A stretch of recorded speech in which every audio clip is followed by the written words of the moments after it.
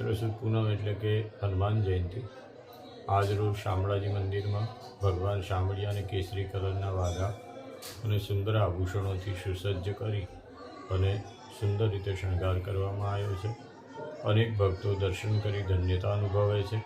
આજરોજ સવારે 6 વાગે મંદિર ખુલ્યા બાદ 7:45 મંગળા આરતી, 8:30 વાગે શણગાર આરતી અને ત્યાર પછી હમણાં 12:15 વાગે રાજભોગ આરતી, 2:15 વાગે ઉત્થાપન અને સાંજે 7 વાગે સંધ્યા આરતી અને ત્યારબાદ ભગવાનની 8:15 વાગે શયન આરતી થઈ 8:30 મંદિર બંધ થઈ જશે। આવો સુંદર મજાનો આજરોજનો કાર્યક્રમ લાખો ભક્તો દર્શન કરી ધન્યતાનો અનુભવ કરી રહ્યા છે।